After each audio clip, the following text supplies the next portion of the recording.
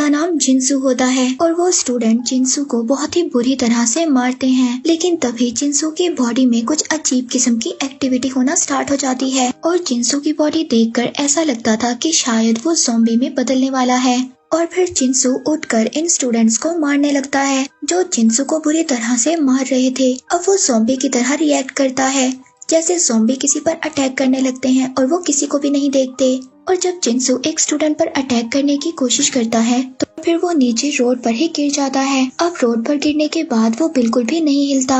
अब वो चारों स्टूडेंट ये सोचते हैं कि जिनसू मर गया है। इसके बाद सीन शिफ्ट एक हॉस्पिटल में होता है जहाँ पर हम जिनसू को देखते हैं। अब जिनसू को हॉस्पिटल में एडमिट किया गया था और यहीं पर जिनसू के फादर उससे मिलने आते हैं जिनका नाम मिस्टर ली था। और अब यहाँ पर ये दोनों कुछ बातें करते हैं, लेकिन जिनसू को ये बात पहले ही पता थी कि वो ज़ॉम्बी बन सकता था और उसके फादर भी इस बारे में जानते थे कि जिनसू ज़ॉम्बी में कन्वर्ट हो सकता है। यहाँ पर जिनसू अपने फादर पर भी अटैक करने की कोशिश करता है, लेकिन तभी मिस्टर ली एक बाइबल उठाते हैं और जिनसू की तरफ कर देते हैं। फिर इसके बाद मिस्टर ली जिनसू को एक बैग में बंद करते हैं और उसको हॉस्पिटल से बाहर ले जाने लगते हैं। तभी जिनसू का हाथ उस बैग से बाहर आता है और वो अपने फादर के हाथ को पकड़ लेता है। और यहाँ पर ये पता चलता है कि ज़ॉम्बीज़ इतनी आसानी से नहीं मरते। और इसके बाद यहीं पर सीन कट हो जाता है और अब हम लोग कुछ दिनों के बाद का सीन देखते हैं और हमें एक कोरिया का स्कूल दिखाया जाता है। और यहाँ पर सब लोग बहुत ज्यादा खुश हैं क्योंकि गर्मियों का सीजन जा चुका है और सर्दियों का सीजन आ गया है और सभी स्टूडेंट्स बहुत ज्यादा खुश हैं। और यहाँ का एक कल्चर भी है कि सभी स्टूडेंट्स को स्कूल की सफाई खुद करना पड़ती है और सभी स्टूडेंट्स इन्हीं कामों में लगे हुए हैं। तभी हमें एक साइंस लैब दिखाया जाता है और इस लैब में हम एक लड़की को देखते हैं जो सोकर उठती है। ये वही लड़की थी जो मूवी के स्टार्ट में हमने कुछ स्टूडेंट्स को देखा था जो जिनसू को मार रहे थे और ये लड़की उन लोगों के साथ शामिल थी। और जब ये लड़की साइंस लैब से बाहर आने लगती है तभी इसको एक अजीब सी आवाज आती है और जब वो देखती है तो एक बॉक्स में चूहा बंद था और वो अब उस चूहे से प्यार करने लगती है और अपने फिंगर के इशारे से उस चूहे को अपने पास बुलाती है। और तभी वो चूहा उसकी फिंगर पर बाइट कर लेता है और जब चूहा इसको काटता है तो इसकी फिंगर से ब्लड आने लगता है और वो चूहा अगले ही पल ज़ॉम्बी बन जाता है। और अब हमें ये पता है कि अगर चूहे ने इस लड़की को काटा है तो ये भी ज़ॉम्बी में बदल जाएगी। और वहाँ पर लैब के टीचर आ जाते हैं, ये मिस्टर ली थे। और अब हमें यहाँ पर ये बात पता चलती है कि मिस्टर ली इनके साइंस के टीचर थे। और जब मिस्टर ली को ये बात पता चलती है कि इस लड़की को चूहे ने काट लिया है तो मिस्टर ली इस लड़की को बाहर जाने नहीं देते और इसको अंदर ही बंद कर देते हैं। इसके बाद हम यहाँ पर एक मेन कैरेक्टर को देखते हैं और इसकी मॉम का एक रेस्टोरेंट होता है। अब इसके सभी फ्रेंड्स इसकी मॉम के रेस्टोरेंट पर जाने के लिए उससे कहते हैं और फिर स्वान अपने सभी फ्रेंड को अपनी मॉम के रेस्टोरेंट पर ले जाता है। और यहाँ पर हम इस सीरीज की एक और मेन कैरेक्टर को देखते हैं जिसका नाम होता है ओंजो। अब इस रेस्टोरेंट में ये खाना खाते हैं और बहुत ही ज्यादा मस्ती करते हैं और साथ ही अपने स्कूल के टीचर की बात भी करते हैं। ये मिस्टर ली की बात कर रहे थे कि जब से उनका बेटा गायब हुआ है वो सबके साथ बहुत ही अजीब सा बिहेव करते हैं। और यहाँ पर ये लोग जिनसू की बात कर रहे थे। अब जिनसू गायब हो गया था और हम लोगों ने लास्ट सीन में उसको एक सूटकेस में बंद देखा था। इसके बाद जिनसू का पता किसी को भी नहीं था। और फिर इसके बाद ये लोग उठकर बाहर जाते हैं और हमें पता चलता है कि सैन ओंजो को पसंद करता था।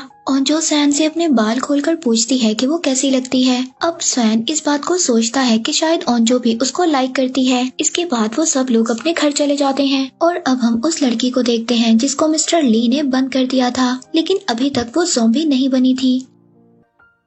और फिर अगली सुबह हम ओंजो को देखते हैं जो अपने फादर के साथ बैठी बातें कर रही थी। इसी दौरान उसके घर सैन आ जाता है और इस बात से हमें ये भी पता चलता है कि सैन और ओंजो दोनों सेम ही बिल्डिंग में रहते थे और यहाँ पर ये गेम भी खेलते हैं और डिसाइड करते हैं कि जो इस गेम को हारेगा वो जीतने वाले का बैग स्कूल तक लेकर जाएगा। अब ओंजो इस गेम को हार जाती है और वो सैन का बैग लेकर स्कूल तक जाती है। इसके बाद ही दोनों स्कूल आ जाते हैं और हम देखते हैं कि स्कूल का माहौल बहुत ज्यादा अच्छा था और स्कूल में सभी स्टूडेंट्स बहुत ज्यादा खुश नजर आ रहे थे।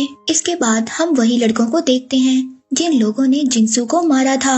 अब ये सभी लड़के स्कूल के एक लड़का और एक लड़की को बैग वाली बिल्डिंग पर ले जाते हैं जहाँ पर कंस्ट्रक्शन का काम चल रहा था। अब ये सभी लड़के उस लड़के को बहुत ज्यादा मारते हैं और ये सभी लोग ये समझ रहे थे कि जिनसू के गायब होने की खबर टीचर को इसी लड़के ने बताया है और वो जिस लड़की को अपने साथ लाए थे उसकी खराब सी वीडियो बनाने लगते हैं। और उस वीडियो से उस लड़की को ब्लैकमेल करते हैं। और यहाँ पर एंट्री होती है थर्ड मेन कैरेक्टर की, जिसका नाम था सोयुक। अब सोयुक उस लड़की को बचाता है और वहाँ से लेकर चला जाता है। और तभी इसको जाते हुए रास्ते में ओंजो देख लेती है, जो इसको देखकर अपने बाल खोल देती है। और यहाँ पर ये हमें बात समझ आती है कि ओंजो सैन को नहीं बल्कि सोयुक को पसंद करती थी। और दूसरी तरफ हम ये देखते हैं कि सोयुक और सैन दोनों फ्रेंड थे। और फिर उनकी क्लास में उनकी क्लास टीचर आ जाती है। वो उन सबसे मोबाइल कलेक्ट करने लगती है और सबसे उस गायब होने वाली लड़की के बारे में पूछती है। तभी एक स्टूडेंट टीचर को बताता है कि उसने उस लड़की को लास्ट टाइम साइंस लैब में देखा था। अब टीचर मिस्टर ली से पूछने के लिए साइंस लैब में आ जाती है, लेकिन मिस्टर ली उसको साफ मना कर देते हैं कि वो लड़की यहाँ पर नहीं आई थी। तभी वहाँ पर टीचर को अजीब सी आवाज आती है, लेकिन मिस्टर ली उसको कहते हैं कि उसने एक चूहे को बंद किया हुआ है और ये आवाज भी उसी चूहे की होगी। जब टीचर यहाँ से चली जाती है तो हम उस लड़की को देखते हैं जो अब पूरी तरह से ज़ॉम्बी बन चुकी थी। तभी मिस्टर ली उसको एक इंजेक्शन लगाते हैं। मिस्टर ली शायद उस लड़की पर कोई एक्सपेरिमेंट कर रहे थे। अब वो लड़की मिस्टर ली से कहती है कि मुझे मत मारना, तो मिस्टर ली उसको कहते हैं कि हाँ उम्मीद करो, मैं तुम्हें नहीं मारूंगा। शायद वो ये जानते थे कि ये लड़की मरने वाली है। फिर इसके बाद मिस्टर ली यहाँ से क्लास में चले जाते हैं, जहाँ पर हम उस लड़के को देखते हैं जो अभी भी उस लड़की को तंग कर रहा था, जिसने पहले उस लड़की की वीडियो बनाई थी। ये लड़का उन्हीं लड़कों में से था जिन लोगों ने जिनसू को भी मारा था। यहाँ पर मिस्टर ली एक वायरस का टॉपिक पढ़ा रहे थे और वो बहुत ही कॉन्फिडेंस के साथ कहते हैं कि बुक में गलत लिखा हुआ है। अब दूसरी तरफ वो लड़की भी छूट जाती है जिसको मिस्टर ली ने बांध कर रखा हुआ था, और वो अपनी क्लास में अपनी क्लास टीचर के पास आ जाती है और वो अपनी क्लास टीचर को सब कुछ बता देती है कि उसको मिस्टर ली ने बांध कर रखा हुआ था। क्लास के सभी स्टूडेंट्स इसकी ये हालत देखकर बहुत ज्यादा डर जाते हैं और वो लड़की ये भी बताती है कि मिस्टर ली ने उसको अजीब से इंजेक्शन दिए हैं। अब ये सभी बातें पूरी क्लास में फैल गई थी। तभी जल्दी से सोयुक उस लड़की को मेडिकल रूम में ले जाता है और ओंजो भी सोयुक के पीछे चली जाती है। और जब उस लड़की को बेड पर लिटाया जाता है तो वो ओंजो के हाथ पर काट लेती है। और दूसरी तरफ क्लास में सभी लोग ये बातें कर रहे थे कि मिस्टर ली ने शायद उस लड़की के साथ इसलिए ऐसा किया क्योंकि वो लड़की अपने गैंग के साथ मिलकर उनके बेटे के साथ बहुत ज्यादा बुरा किया करती थी। और यहीं पर हम एक लड़की को देखते हैं जो अपना बैग उठाकर अपने घर जा रही थी क्योंकि इस लड़की की बहुत ज्यादा तबीयत खराब थी। और ये लड़की चुपचाप अपने घर चली जाती है। इसके बाद सैन को पता चलता है कि उस लड़की ने ओंजो को काट लिया है।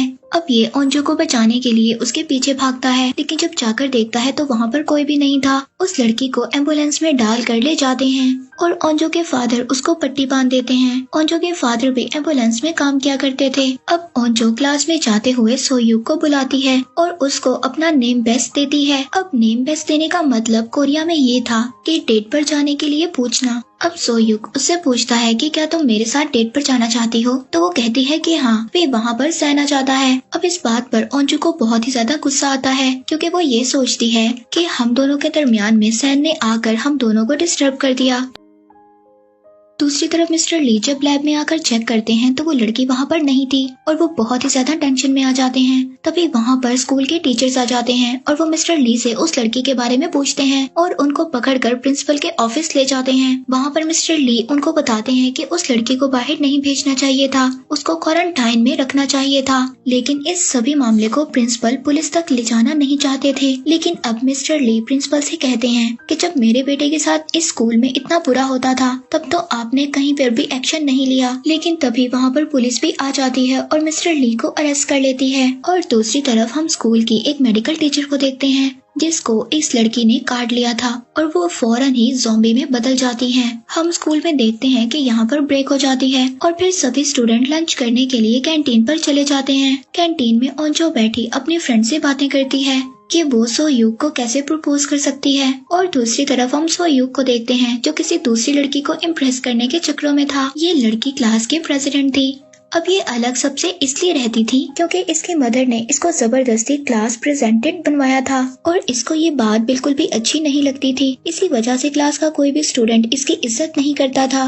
और दूसरी तरफ हम उसी गैंग के 2 लड़कों को देखते हैं जिन लोगों ने मिलकर जिनसू को मारा था। अब वो लड़के गुजरते हुए मेडिकल लैब की तरफ देखते हैं जहाँ पर हम उस टीचर को देखते हैं जो ज़ॉम्बी में बदलकर अजीब सी एक्टिविटी कर रही थी। और ये दोनों लड़के अब उस टीचर की वीडियो बनाना शुरू कर देते हैं, लेकिन तभी वो टीचर अचानक से इन दोनों पर अटैक कर देती है और इन दोनों लड़कों में से एक की गाल नोचकर खा जाती है। और अब ये लड़का भी फौरन से ज़ॉम्बी बन जाता है और ये दूसरे स्टूडेंट को खाने लगता है। और फिर हम स्कूल की छत का सीन देखते हैं, जहाँ पर वो लड़की सुसाइड करने की कोशिश करती है जिसकी उन लड़कों ने वीडियो बनाई थी।